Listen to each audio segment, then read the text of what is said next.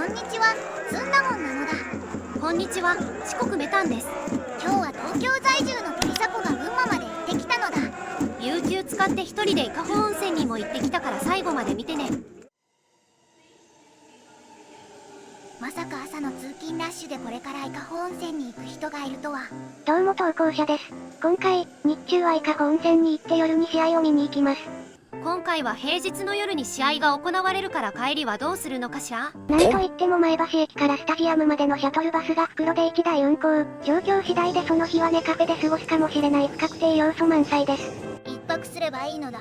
高崎駅から22時53分発の上越新幹線と希望に、エクストリーム乗車ができれば、夜中の1時前には帰れる計算となっております。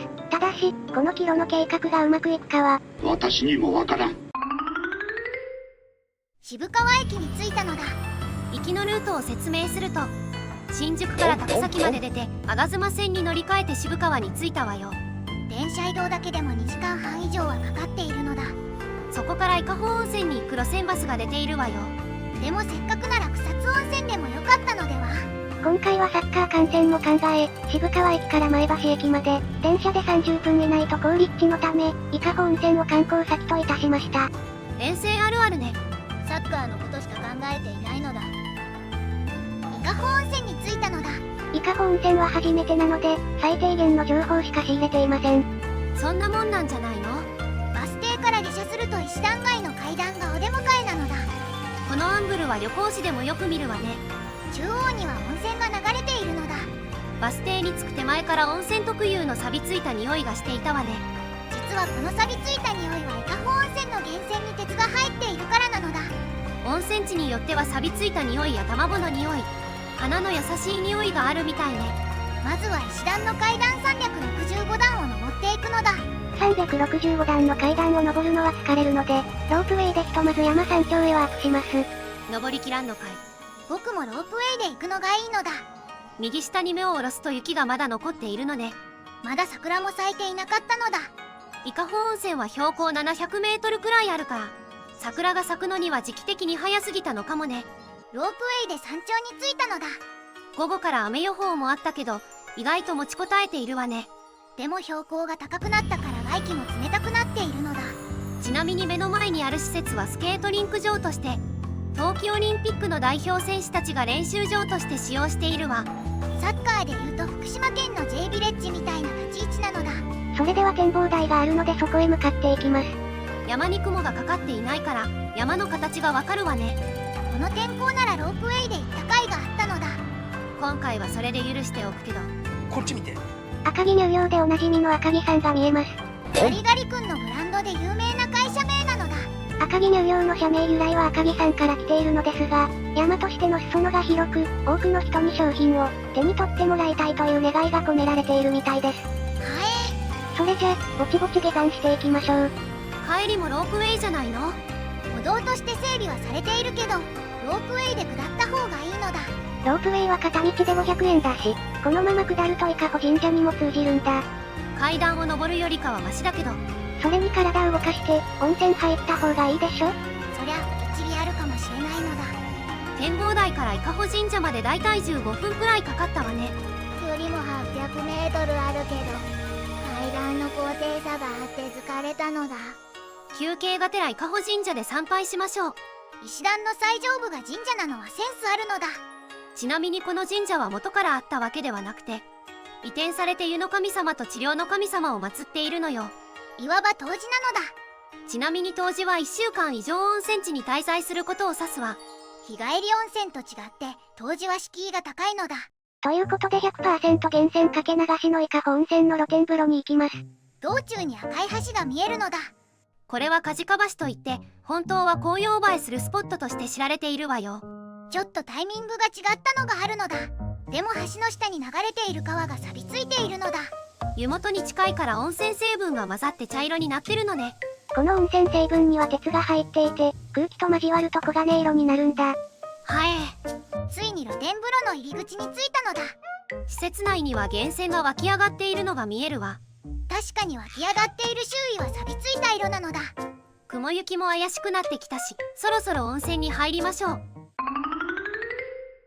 1時間は入りすぎなのだ。湯で豆になってしまうのだ。あまりお客さんもいなかったのもあるわね。露天風呂は熱いお湯とぬるめのお湯があったのだ。ちなみに熱いお湯については大分の人にとってはぬるいかもしれません。時間も12時半だから石段街でお昼ご飯を食べに行くのだ。ここに温泉まんじゅうのお店があるわね。温泉といえば温泉まんじゅうだけど、実はここの正月堂という温泉まんじゅうは温泉まんじゅう発祥地として知られています。茶色い温泉まんじゅうは伊香保温泉のお湯の色を表現しているのですよ。ここが温泉まんじゅうの発祥地だったとは知らなかったのだ。ちなみに保存料も使っていないから賞味期限は2日しかないわよ。舌触りの良い生地とあんのさっぱりとした甘みが美味しいです。一人で食ったんか。小同時なので両親と3人で食べました。それでは気になっていた水沢うどんのお店に行きます。待ち時間も30分だったのだ。大沢屋って有名な水沢うどんのお店よね。一人なので人目を気にしてはいけません。レースとピリ辛こんにゃくをオーダー。平日の昼間から飲むわね。船尾滝の辛口で切れ味が良く、ピリ辛こんにゃくとよく合います。でもつまみがこれだけじゃ味気ないんじゃないの？私は戦術家なので、舞茸の天ぷらをつまみに飲んでいきます。写真じゃ伝わりづらいけど、一つの舞茸天ぷらがスマホくらいの大きさなのだ。舞茸は肉厚で素材の味がしっかり生きています。しれっとごまだれと醤油だれの2つがあるのね。その2つのタレはうどんにつけて食べます。もちろん、うどんも大盛りで注文に抜かりはありません。うどんは噛み応えがあり、なんならつけ汁がなくても楽しめます。それじゃ、バスの本数も少ないからそろそろ渋川駅に行きましょう。伊香保温泉の滞在時間は4時間だったけど、景色や温泉、美味しいおうどんも食べれてよかったのだ。渋川駅から前橋駅まで向かうのだ。それでは旅行編はここで区切りをつけて、サッカーの話に移すわよ。大分はホームで岡山と引き分けてしまったのだ。後半に岡山が退場者を1人出したけど勝ちきれなかったのは課題点で、大分は岡山のコーナーキックをカットしてから野竹選手が渡辺選手にキラーパスを出してキーパーと1対1の状態を作ったのだ。野竹選手の視野の広さとパス精度、渡辺選手のパスの受け取り方とファールの誘い方は上手だったわ。今年はこうしたカウンター攻撃もできているから、ポゼッション1点とれないのはいいことなのだ。今年は攻撃に緩急があるのも見どころね。ただし試合では攻撃に工夫が欲しかったわ。クロスを上げるだけが目的になってしまったのだ。サイド攻撃においてもボールを持っていない人が受け取りに行ったり、マークを外す動きなどオフザボールの動きがあればよかったわね。一方で大分の守備は藤原選手が安定していたのだ。後方でボールを奪ってからピッチ外に蹴るのではなく、周囲の状況を見回した上で逆サイドやキーパーにボールをつないでいたわ。前線からのプレスにも動じずに冷静な選択ができるから、後方からでも安心してパスの組み立てが見られるのだ。そういった意味で群馬は大分の対策をどうするか、そして大分は群馬の戦術にはまらずに攻められるかも今日のポイントね。スタジアムに着いたのだ。平日開催で雨も降っているのにサポーターが来ているわね。もちろんです。プロですから。実はバスが渋滞に巻き込まれて、選手のアップ時間にギリギリだった投稿者です。平日の夕方は帰宅ラッシュで都心よりも車社会だから、前もった段取りをしておけばよかったわね。ウォームアップの時間だし、対戦相手の群馬について語るのだ。群馬は7試合目で1勝2分け4敗の成績ね。伝説の徳島アウェーでリーグ戦初勝利なのだ。群馬は徳島に対して川上選手をはじめとしたカウンター攻撃が印象的だったな。群馬は球際の強さと強引さが恐怖なのだ。最後は川上選手の個人技が光ったけど、ボールを前に運ぶ推進力はさすがの攻撃だわ。大分は安藤選手と藤原選手が対応していくけど、その前にボランチがピンチを潰していかないといけないのだ。一方で群馬はクロス攻撃において流動的に人もボールも動かされると、足が止まったりボールウォッチャーになる傾向があるわ。大分は大分で上げられたクロスを待つだけではなく、マイナスのクロスやグラウンダーのクロスなど工夫が必要になるのだ。大分は決定機を見出せるとは思うけど、ゴールに持っていけるかが課題でもあるから、今日の試合は複数得点で勝てればいいけど。もうすぐ試合が始まるのだ。今回の注目選手は？今回は中川選手に注目するのだ。ちょっと意外な選手が出てきたわね。中川選手はベンチスタートが多いけど、運動量が多いからいろんな場所に顔を出せるのだ。ボールをもらいに行く動きやワンタッチでボールをさばけるから、後半からの出場で大分の前線が活発になるシーンを何度か見るわね。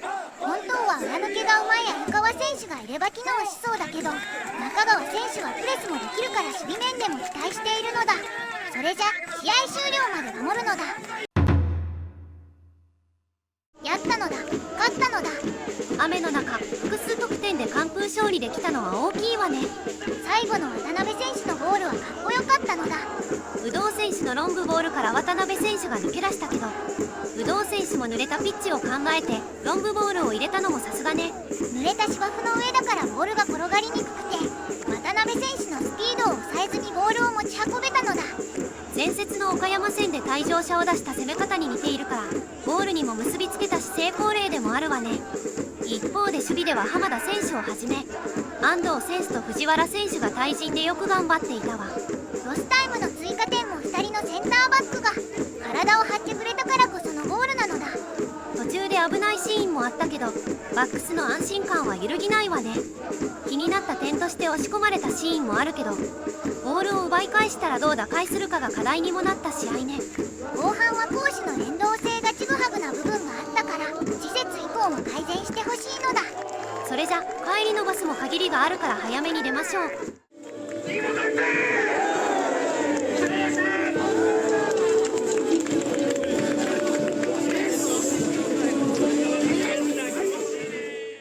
ここで私ができることは終わりました。東京に戻ります。運よく1便目の帰りのシャトルバスに乗れたのだ。これなら日付が変わる前に最寄り駅に着けるわね。日中は伊香保温泉で満喫して試合は勝って、帰りの新幹線は早い便で帰れるから最高のアウェーなのだ。今季はシームレスな遠征が目標です。うるせえのだ。それで次回のアウェーはジェフ千葉とよね。そうなのだ。今節千葉は栃木に 8-0 で勝っているのだ。去年のリーグ後半から千葉の評判が高いから、大分はどうやって戦っていくか気になるわね。それから FC 東京にレンタル移籍した品田選手にも注意したいのだ。それじゃこの動画ももうすぐおしまいね。今回は伊香保温泉にも行ってきたから旅行シーンが多いけど、最後まで見てくれてありがとうなのだ。